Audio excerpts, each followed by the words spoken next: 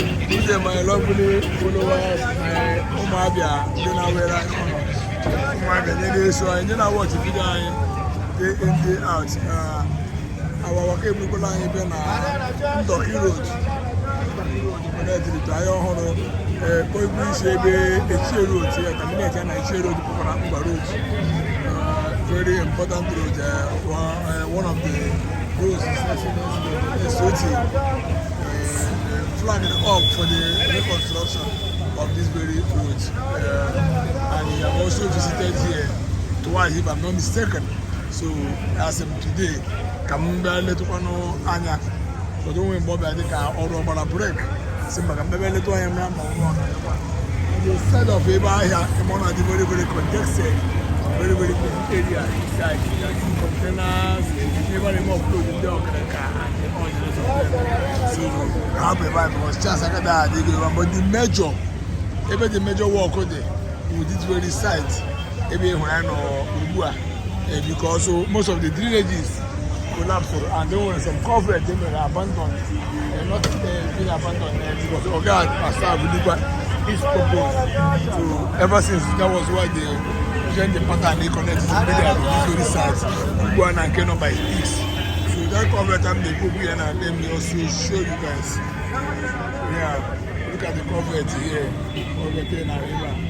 Cover time Shiba Bumri girlfriend at the other side, but it had been condemned so that the car usually go to while they also fix this side properly.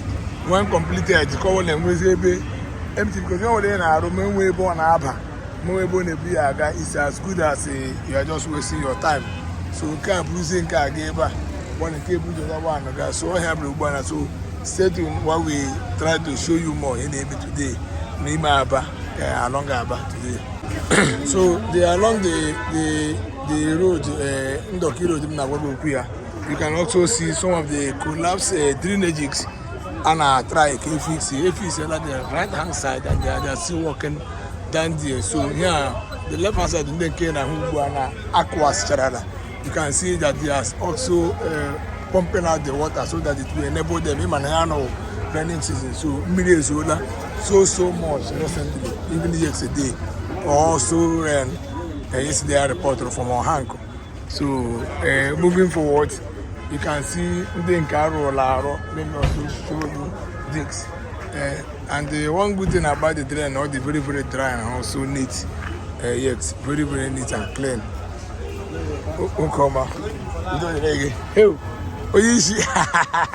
So these are some of their materials.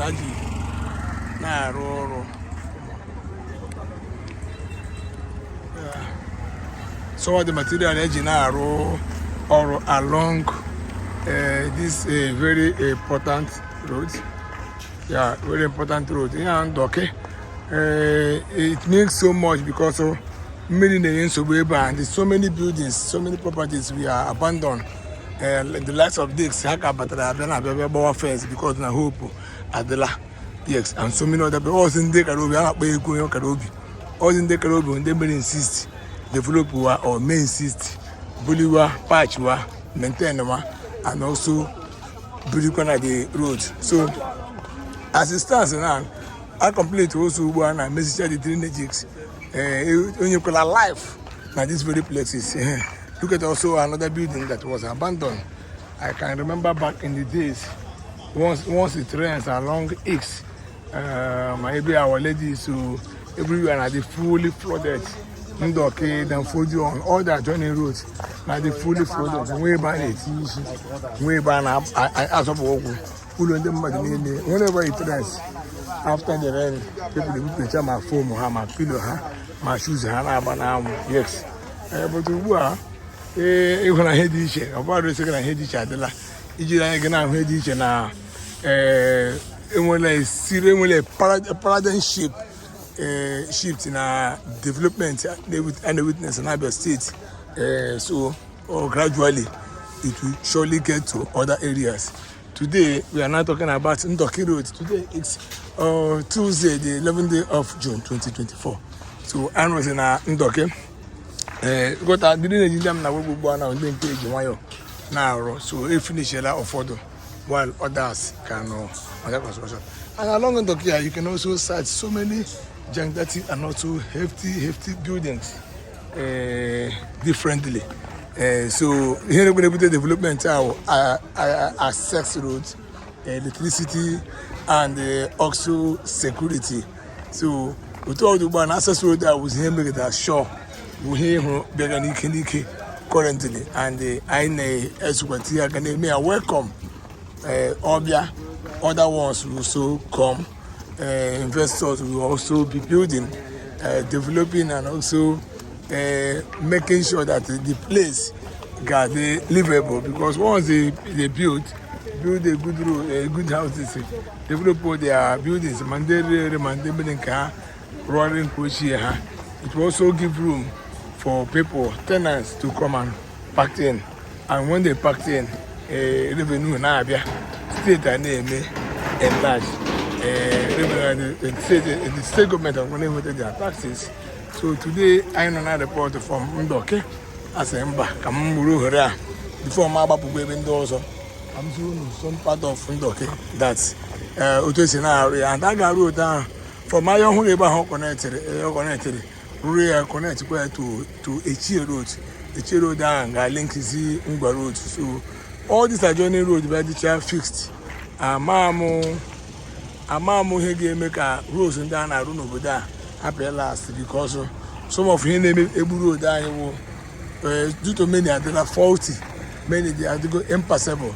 You will say the wage load I go and then cause of the few the motorable. Only what I can see now. I compare here, Monday Bibu, my heavy duty, my trailer, my container. Now I get so feel it. Don't name affect. So, but the okay, message to some of these roads, some of these adjoining roads, leading from here to here, and again, the possible. These are my own personal contribution or suggestion. Let me use that word. Oh no, God, possible. This very street here now also supposed to be connect here with the bridge so that you connect here to cross all that school road gutter go quite be terminals so that most of this road most of this congestion now is we can reduce for the Babata Hesheba probably I was exit route so that we can bridge get connect back and yes because every time and they were complaining and also heavy congestion along X because I had the only place across the bridge had side unity. Side unity was the Chapano Ma passe. So, but kind my own personal suggestion on a government will connect a small bridge there. Now that school roads gutter connecting this X Street or Green Street. It will also make sense. While developing and also doing massive rehabilitation along our roads that needed to be rehabilitated, or to come now across some bridges so that you can be so Nike. I can book and I watch as I'm come to Nimaba before my papa come near to because some of our people, some of our friends, some of our followers, and then abroad, some of them their parents. Around this side, some of them are property here. We can beside again. So I get away to time to time. Here see some of we been done rural so that we can matter true. When we say that we are serving and also working for a government that has the people at heart, these are the reasons. These are the evidential reasons why we are saying that. So on her labor today, you can see the iron fitters. If I get through Hanishi and make sure now also I can finish here. So keep on watching Cable TV. We have so many things to show you guys. Even though Abraham a video board full, but men are always on duty. So keep watching while we show you more. You name an other states today. And I'm Cable TV. I love you all.